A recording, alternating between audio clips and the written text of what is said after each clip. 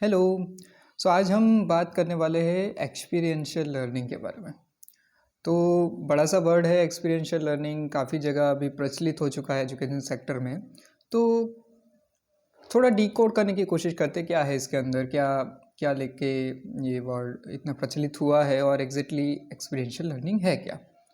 तो experiential learning को समझने से पहले हम लर्निंग को थोड़ा डिकोड करने की, अनफोल्ड करने की कोशिश करते हैं। एकदम शॉर्ट में देखते हैं कि लर्निंग होता क्या है, किस तरह से ह्यूमन लाइफ में लर्निंग होता है।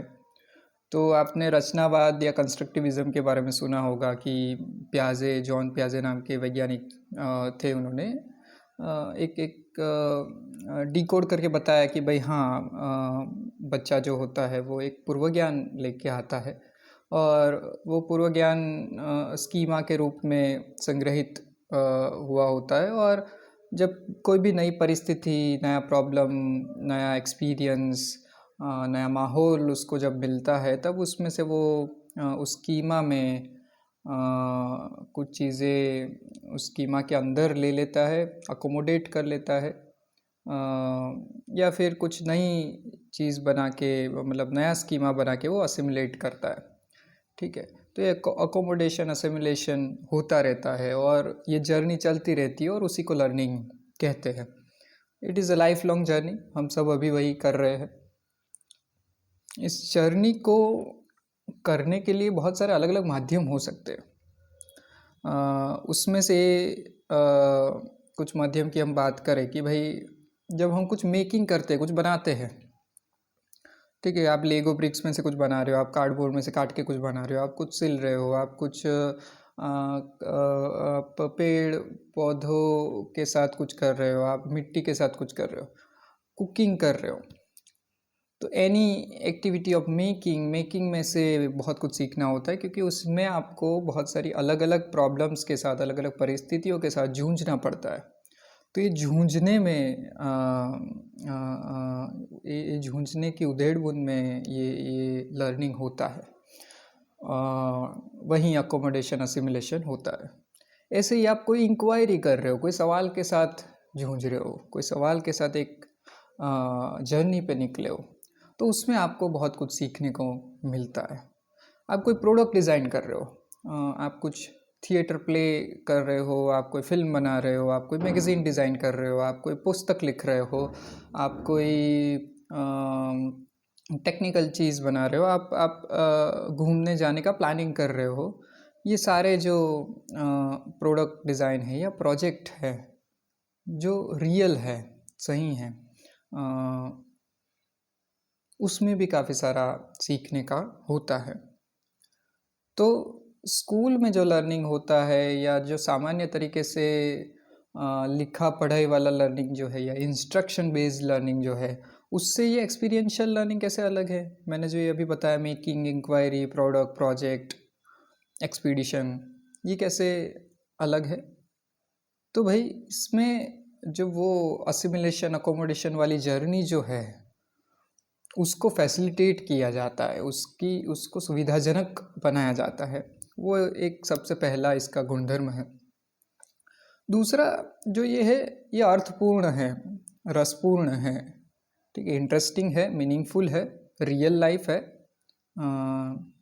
और इसमें जो है ज्ञान, भावनाएं और क्रिया, ठीक है, cognitive domain, affective domain and psychomotor, ये तीनों जो डोमेन हैं वो एक रस होके इसमें आप इन्वॉल्व होते हो। आप जब कोई फिल्म बना रहे हो तो आप भावना के तौर पे, एक ज्ञान के तौर पे, और आपके जो हैंड्स है या साइकोमोटर है, स्किल्स है, वो भी इसमें इन्वॉल्व होती है। तो ये जब तीनों मिल के कुछ लर्निंग होने होना होता है तब वो बहुत ही इंटरेस्टिंग बन जाता है। वो ज़्यादा कॉन्क्रीट बन जाता है, ज़्यादा तह तक, ज़्यादा डीपर वो लर्निंग जाता है। ठीक है। तो ये एक बहुत ही इंटरेस्टिंग गुणधर्म मुझे लगता है। और ये सिर्फ अब हमारे कॉग्निटिव स्किल्स में या साइकोमोटर स्किल्स में या अफेक्टिव स्किल्स में नहीं, पर पूरे जीवन रस में, मतलब आपके आपके आपके लाइफ के एसेंस में बदलाव लाने की क्षमता रखता है। इस प्रकार का लर्निंग, क्योंकि ये सब कुछ मिला जुला है, इंटीग्रेटेड है। जैसे कि जीवन आमतौर पे होता है, वैसा ही एक इंटीग्रेटेड सिनारियो यहाँ पे लर्निंग के लिए उपयोग किया जाता है। उसके बाद और गुणधर्म देखें तो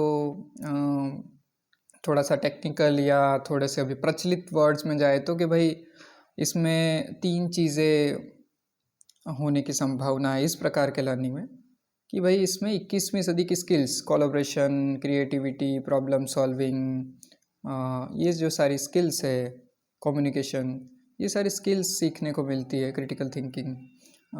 फिर जो कंटेंट है, जो कुछ सिखाना चाहते हैं हम कि भाई कोई प्रोजेक्ट किया जिसमें बायोलॉजी के कुछ कॉन्सेप्ट सीख जाए या फिज़िक्स के कुछ कॉन्सेप्ट सीख जाए, तो वो चीज़ें भी सीखते हैं बच्चे। और जैसे मैंने बताया कि ये आपके लाइफ के एसेंस में बदलाव लाने की क्षमता रखता है, आपको एक मोर ह्यूमन, मोर सेन ह्यूमन बनाने की क्षमता रखता है, तो वो भी एक गुणधर्म इसका है। तो 21वीं सदी की स्किल्स और कंटेंट दोनों इससे सीख पाते हैं, और एक लार्जर पॉसिबिलिटी, एक हायर पॉसिबिलिटी भी इसमें है। तो ये कुल मिला के एक्सपीरियंशियल लर्निंग है कि आपको ये जो रचनावाद वाली जर्नी है, ज्ञान बनाने की जर्नी है, ज्ञान कंस्ट्रक्ट करने की जर्नी है, उसको सुविधाजनक करके आपको विविध रसपूर्ण, अर्थपूर्ण, रियल लाइफ मेकिंग या इंक्वायरी या प्रोजेक्ट या एक्सपीडिशन या आउटडोर एडवेंचर, ट्रैकिंग पे ले गए, वो भी एक लर्निंग का एक प्रकार है। तो ये सारे माध्यमों के द्वारा आपको ये जर्नी में ले जाया जाता है, जिसमें डर नहीं है, जिसमें एक फ्रेंडशिप है, एक रिलेशनशिप है आपके फैसिलिटेटर या आपके मेंटर के साथ।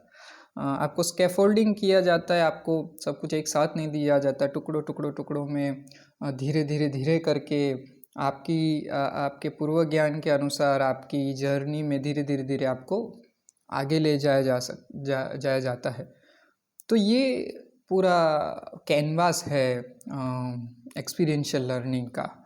उसमें फिर आगे जाओ तो आप उसके छोटे फर्जंद जो निकलते हैं वो है प्रोडक्ट बेस्ड लर्निंग या प्रॉब्लम बेस्ड लर्निंग या इंक्वायरी बेस्ड लर्निंग या प्रोजेक्ट बेस्ड लर्निंग, ये सारी चीज़ें आती है।